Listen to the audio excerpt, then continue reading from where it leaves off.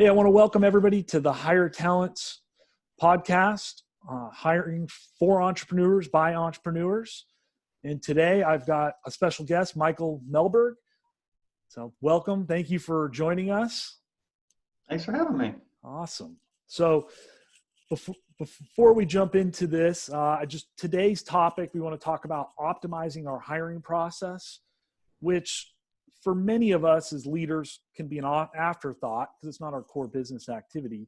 So how do we apply business productivity practices to streamline the hiring process and produce superior hiring results consistently?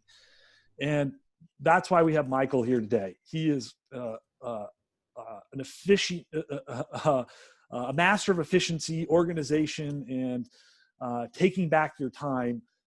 He's recently written a book, Home Early, Destroy Distraction, Become Powerfully Productive, and Finish Work Before Dinner. And that's such a key topic for so many entrepreneurs and business leaders. We're all struggling with these things. So, we're going to talk a little bit about Mike's book, and then we're going to talk about how maybe we can apply some of these practices to this activity that isn't our core business activity of hiring, so we can be more efficient and have better teams and more productive businesses and better business outcomes at the end of the day. So a little bio on Michael. He's a husband, a father, entrepreneur, a business professional, author, fitness nut, organization freak, and a productivity junkie. So definitely the right person to do that. He currently is a VP of marketing at Star Lab, which is an aerospace defense cybersecurity company. And when he's not doing that, he's writing articles and books to help high achievers consistently save time, get productive, and become more organized so that they can live their passion and achieve their dreams. And maybe even more importantly, spend more time with their families. I saw that in here somewhere. I love that. Absolutely. You can check out his work at michaelmelhberg.com, and Melhberg is MEHLBERG. So michaelmelhberg.com. You can check out all his work, his latest book, and we'll share that with everybody in the notes and everything as we move forward. So, again, Michael, thanks for having us. Tell us a little more about how did you end up with these two jobs? How did you end up becoming this thought leader on productivity and organizational best practices? Yeah. It probably did have to do with family. I got 3 kids, and I always like to say, when we had our first kid, we felt like we had it under control, and the second kid came along and we thought, yeah, we got this. And the third kid came along and the wheels kind of fell off the bus. Wow. So, I'm sure plenty people resonate that. Yeah. Yeah, I mean, with a full-time job, and then trying to do a side hustle and a family, and then just this sort of desire to always be efficient, and the access to the internet and all these articles on productivity that I really just love reading. I just started to get into it and apply it to my own life so that I could spend more time with the family, out of necessity, really. And still be successful and performant at work at the same time. Yeah, that's awesome. So this led you to ultimately writing a book. Tell us a little bit about the book and how this came about, and maybe a little more about what we would learn if we read it. Yeah. So as you said, it's called Home Early, and I think it's a book about balance disguised as a book on productivity. And there's a ton of productivity stuff in there, but the goal isn't to be like I self-describe myself, a productivity nut, right? Where you're constantly focused on getting something done and you're sweaty all the time. It's trying to do meaningful work and get it finished in a timely manner, so that you can not only feel a sense of accomplishment for having gotten that work done, but also have time for the other aspects of your life, like family or side hustles or hobbies and friends and all the other things, as we all have in our life. There's so many different aspects to it. Yeah. So I think if you read it, you'd probably, hopefully at the end, come out with a system that we've created together through reading the book, that you can get all of those important things done, really focus on what matters in your life, and still feel that sense of accomplishment and have time for friends and family, after dinner. Yeah. I love that. I spent the early years of my life being what I call a workaholic. And so now I'm what I call a recovering, workaholic, and I go to meetings for these things, Sure. and I used to work like a dog, man. And at a certain point in my life, some life events occurred, and, I just kind of sat back and said, I don't want to live that life. I mean, I'm a highly productive person. I've achieved great results in the organizations I've been a part of, but there's more to life than just working, right? And so I guess my backdrop here, that was part of a personal mission and vision statement and plan that I created for myself like 7 years ago. And I said, look, I want to enjoy the finer things in life, like living by the water and being in the water and surfing and fishing and kiteboarding, and just being able to take my dog for a walk on the beach. This is like, it was my mission, right, was to accomplish this, and I still have a lot more to go, in regards to my family and my community things that I want to do. So I really respect what you've done there, and I'm sure we'll learn a lot about how to continue that journey, right? Yeah, that's super great. And that's awesome to hear. And it's so important. And not only just to balance work life, but I've heard of so many entrepreneurs that they're just busy throughout the day. They're just hammered, right? They're putting out fires left and right, and they get to 5, 6 o'clock at night, and then they look back and feel like they haven't actually gotten anything important done, which is the absolute worst feeling in the world. And so it takes some of the things that you mentioned, right? Like coming up with that, what am I doing here? Like, what is important to me? And so that's really what I'm all about, is figuring that out for myself. And eventually people started asking me about it, and I started writing these things down and trying to turn it into a system that you can use to get a ton done, get to the end of the day, feel accomplished, and then just feel like you can relax and do your thing after work. Yeah. Yeah, I'm an EO guy. And so, we talk a lot about working on our business rather than in our business. Yeah. And that resonates a lot for me because, my life's passion is hiring and getting the best people on the team, and, optimizing those things. And I think that's, to me, is the single most important business activity, is hiring great people, so that I, as the leader, or even each individual, doesn't have to carry so much weight, right, on their shoulders, and that they can all, that the people on our team can have work-life balance, and that, but us as leaders, and I can have that work-life balance, and I'm not spinning my wheels, working like a dog and wondering what I did all day long, and that I can switch off too, when I need to switch off, right? Because that whole workaholism thing, man. I spent many nights just plugging away all night, and it's like, I need to turn that work brain off. And so, So,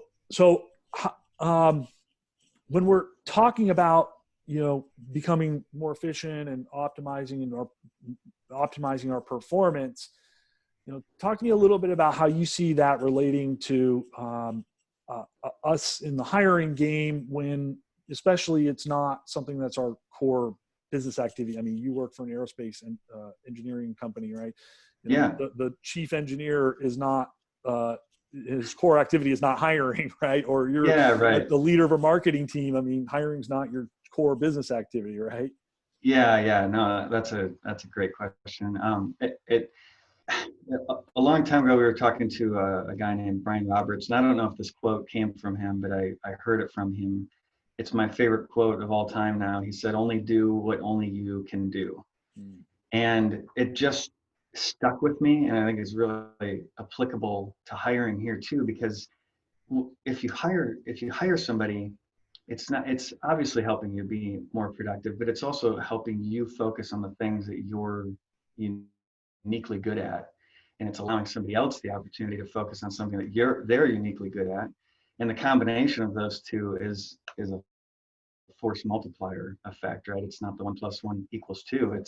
It's more than that, because you get to hunker down, and instead of dabbling in a whole bunch of things that are causing you to be stressed out at the end of the day because you didn't get the important work done, you can literally focus on your important work and let somebody else do something that they're phenomenally good at as well. And so I definitely see hiring as a productivity enhancer for yourself, if not only for that reason, just also for the sanity of it all, right? Being able to run a business, and still get sleep at night, Yeah. being able to get more accomplished, being able to grow a business at some point, and that's not for everybody, but at some point for everybody, the amount of time in the day catches up to you, because the clock doesn't expand at all.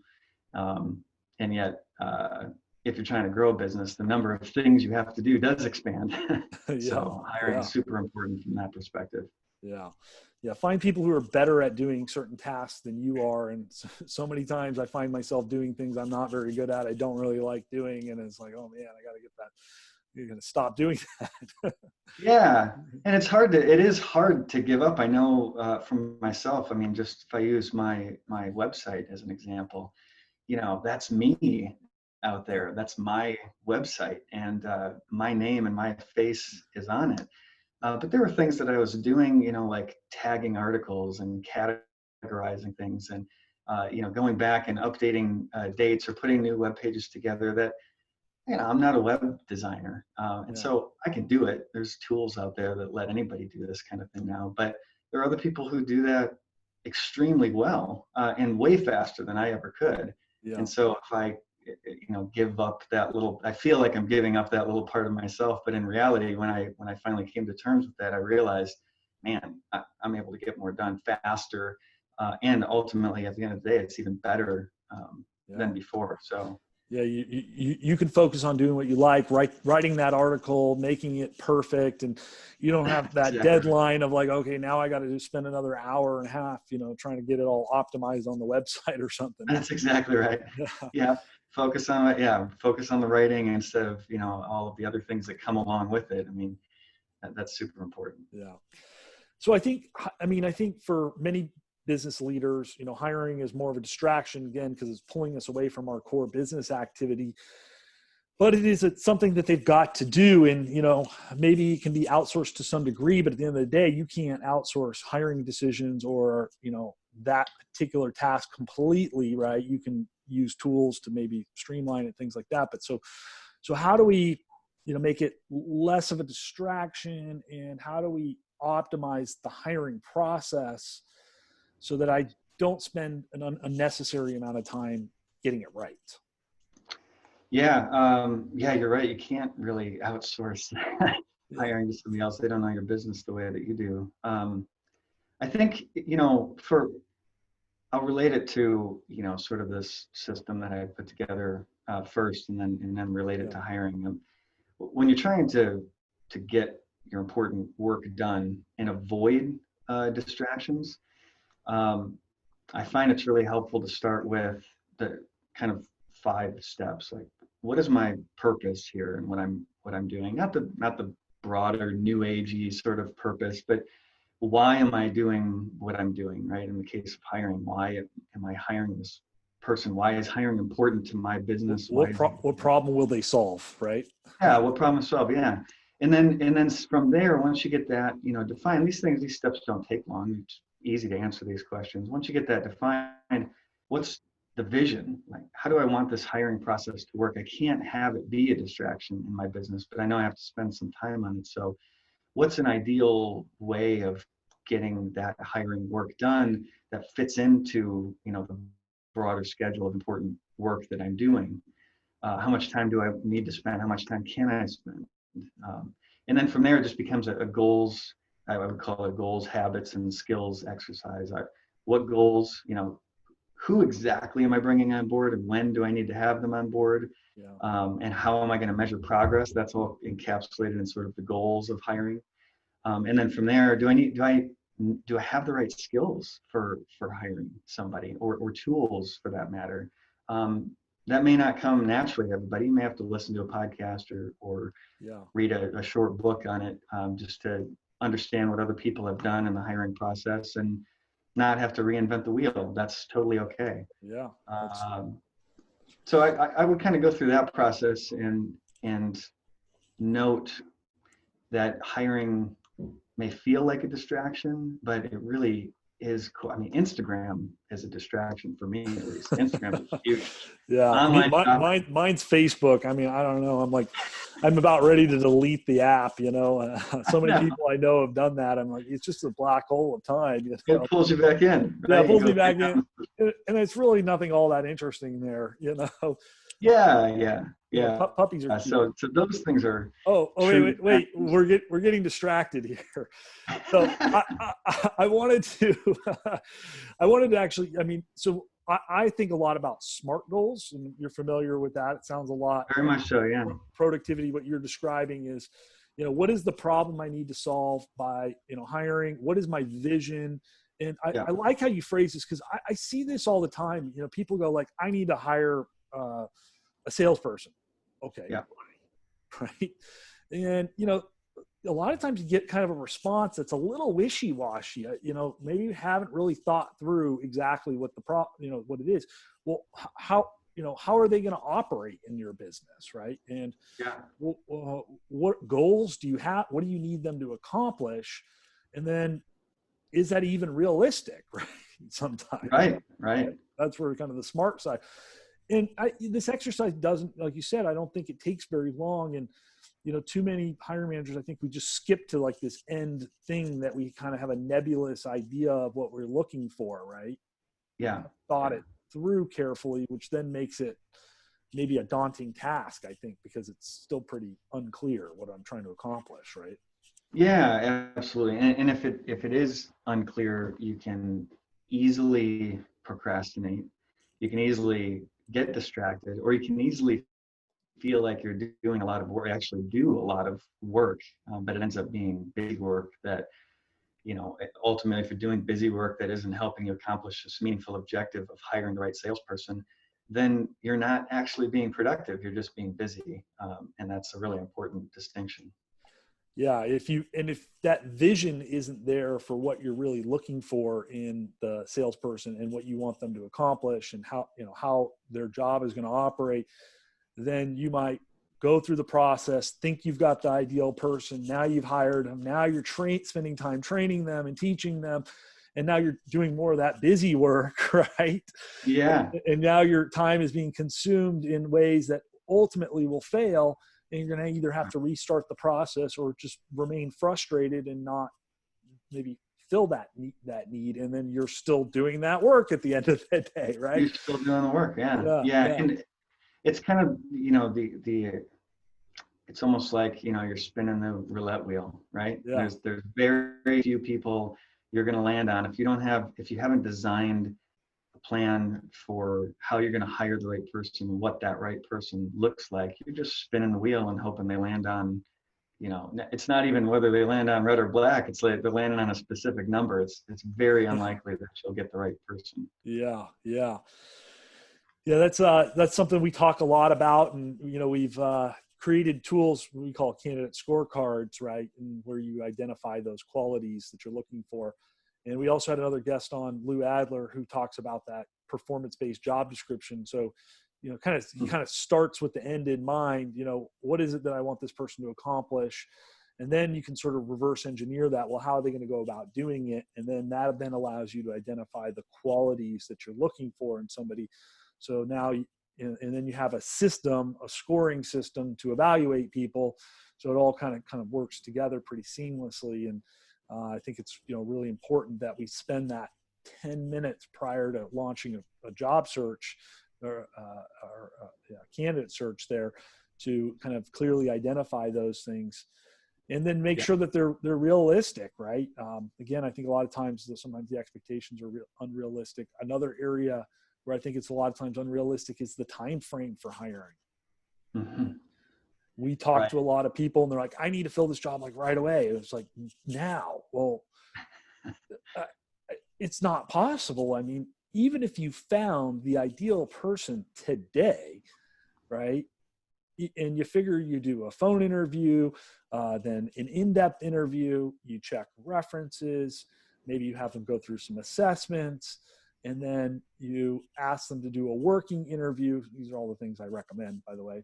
But, I mean, I think most people's process sort of follows something along this line anyways, right? They maybe do multiple interviews instead of a working interview. But anyways, you go through, I mean, that's only like 3 interactions, and maybe, some assessments and some reference checkings. Those things take a little bit of time. I mean, it takes at least minimum 2 weeks to get through that process. And that's assuming that you're available and the other person's available to fit that into their schedules. That's right. So you're really kind of more like 3 to 4 weeks to get through that process. Oh, and then by the way, I mean, if you're going to hire somebody good, they're probably already employed. So, now they got to put in 2-week notice. They need to give their 2 weeks. Yeah. Yeah. They got to put in 2 weeks. So you're like looking at least 6 weeks before somebody actually shows up to work in your office. And again, that's assuming that you found that person today. Yeah. Yeah. That's right. That can be demotivating. I mean, for hiring, for just setting goals and not any goal that you set and you don't achieve on time can be very demotivating. There's this concept out of 7 Habits of Highly Effective People called lead measures versus lag measures. And the lag measure is that goal, right? Did I accomplish that goal in time? The problem is, by the time you get to the part where you can measure that, did I hire this person within 2 weeks, which was an unrealistic expectation to begin with? The 2 weeks has already passed. There's nothing you can do about it. It's a lag measure. It's lagging the actual work that you've done. But if you can flip it on its head and take this lead measures approach where you're more focused on the process. What is the next step, right? What is the next thing that I have to do to get to that end goal? Maybe I don't know how long it's going to take to hire this person, but I sure as heck know that they're going to have to spend 2 weeks, putting their 2 weeks in. And so I got to get them to that point. That's more of a lead measure that you could follow. And then it just becomes a matter of following that process, taking that next step as quickly as you can, and eventually you get the hire in place. And along the way, you've kind of had a whole bunch of smaller milestones that give you momentum and make you feel like and you actually are making progress through this entire process. So what I would add to that then is, okay, step 1 is you have to build a pool of candidates, right? So how do you go about doing that, right? I'm going to post jobs on Indeed and ZipRecruiter, which I highly recommend, by the way, if you're going to do it this way. I wouldn't bother with anything else. And then, I'm going to get a certain number of candidates every day, and now I've got to spend 5 or 10 minutes reviewing those candidates to decide who I'm going to spend time with. And then I need to do a certain number of interviews so that I can better understand the talent market, as well as make sure that I'm making the right decision. I can't just, pick out one resume and then run with that person all the way to the end. It may not work out. So maybe I need to set a goal of, I need to interview about 20 people, and I could probably get that done over a 30-day period. And if I spend half an hour with each one of those people, that's 10 hours of work over 4 weeks. So, what is that, like 3 hours, or 2 or 3 hours a week that I can now set aside. And now that's a manageable goal. I think all of us as leaders can, if this is a priority for us, I can set aside 3 hours a week to work on my hiring. And I know I can guesstimate reasonably, it might take me about a month to get through 20 people. And then it's going to take me another 2 weeks to get through my finalists, another 2 weeks after that. So realistically, I'm like 60 to 90 days before I can get somebody in. Now I have a clear idea, and I don't get frustrated when I don't fill the job right away. And, that's right. And I'm wondering why nobody's any good. Well, because maybe I haven't interviewed enough people at this point. Right. Yeah. Right. Yeah. So, that's a great process, right? Because you don't know how any one interview is going to go, but you can make a reasonable guess that over the course of 20 interviews, you'll have found somebody that's pretty good, right? Yeah. Maybe that number's 30, maybe it's 40, depending on your industry. But over time, while you can't guesstimate how each one will go individually, that over a large number, that you'll get it right. And so I love the way that you broke it down, right? And I know each one's going to take 30 minutes, and I know I can dedicate 3 hours a week to this thing. And so I know that it's going to take this many weeks to get through those 20 candidates. And maybe you find somebody before then, and maybe you have to extend it a little bit longer, but either way, you're in control of that stair step process to get to the end. Yeah. And I really like how, if you can block that time out, and it's like, that's a more manageable, realistic goal. It's not as nebulous. It's not like this process and it's all over. One of my questions was, how do you make this more organized? And we're sort of talking about it, right? You chunk the periods of time, and it doesn't have to be a lot of time. I mean, I could spend 10 minutes a day reviewing resumes. I could spend a 3-hour chunk of time each week interviewing 6 people. And now this is a much more manageable task for me. And you like you said, now I have these goals, these leading indicator type goals, where I can do that. I can end my week and say, I did I did what I was supposed to do, right? Yeah, exactly. That's an important thing that you mentioned too, is actually scheduling that time. I mean, if we're talking about process, you can design the perfect process, and if you don't block out some time to actually do it, then you're going to get pulled in every. I mean, if you're an entrepreneur, CEO of your company, even a manager, you're going to be pulled in 1,000 different directions, and if you haven't literally scheduled time with yourself to do these tasks that are important, hiring being one of them, then something else is going to look more important in the moment, and you're going to go fight that fire and get to the end of yet another week and realize that you haven't made any progress towards your hiring goals. Yeah, or whatever other goal you've set for yourself, or some project that you've put in place. So all these things are applicable across different things. So well, this has been really great. So I always like to end with a couple of things. One, what are kind of like 3 things that we can all do tomorrow? We can implement in our lives, super easy, and just, will make a difference in our lives. Great.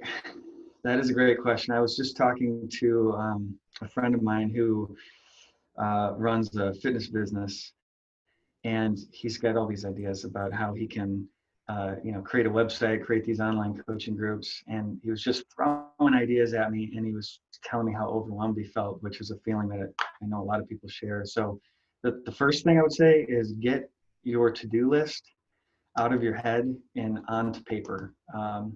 And the analogy I used for him is, you've got all these socks that are tumbling around in the dryer that is your head, and you can't pluck them out and match them, right? You gotta stop the dryer, lay them out on the floor, right? Getting your to-do list out on paper. Yeah. And when you do that, not only will you be able to see what things are most important to work on first, you'll also be able to see some efficiencies where you can maybe kill 2 birds with 1 stone. So that would be number 1. And once you have that, setting your priorities. What are the most important 2 or 3 things that you need to do this week, this month, this year? And then finally, something I already mentioned, just building a schedule with your priorities to literally block out time with yourself, right? Schedule a meeting with yourself. You never miss your meetings, right? Yeah. So set a meeting with yourself and say, I'm gonna match these socks today, right? I'm gonna do these tasks because they are the most important things to get done by the end of the week. And then when that meeting notification fires, get to work. Yeah, I love that last one. I mean, has been the key for me to taking back my time in my life is scheduling. And I don't do anything that's not on my calendar. Free time. The dog's going to start barking. It's work from home in this environment. Right? Yeah. Door knocking, and there we go. But that's been the biggest key. It's on my calendar. I do it. I refuse to do anything that's not on my calendar unless I've got that free time set aside where I'm allowing myself to do whatever I want. Right. Then I've also scheduled that. Right. Yeah, I often jokingly say I only do what my calendar tells me to do. But the great thing about that, it sounds, sort of self-deprecating, but the nice thing about that is I've set my calendar the way that I want my week to run. Yeah. And so when it tells me what I'm doing next, I can get to work on it, and it's an important thing. And when I get to the end of the day, I feel like I've really accomplished things. It has literally set me free in life. So I love that one. That's awesome. A lot. Yeah. So we can find Michael at michaelmelberg.com. Again, it's MEHLBERG. It's also here on the page. Check out his articles, his social media handles. Why don't you give us those and some of the things we might find on the website? Yeah, everything's on the website, the social media handles. I'm not fortunate enough to have gotten my social media handles all the same. So probably just go to michaelmelhberg.com and you can click on the Instagram link and Facebook link and anything else that's up there.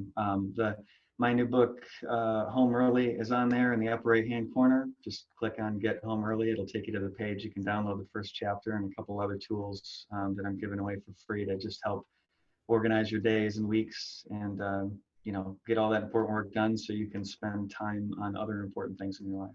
Yeah, awesome. Well, Michael, it was really great having you today, and I look forward to maybe spending some more time with you again. We'll sign off here.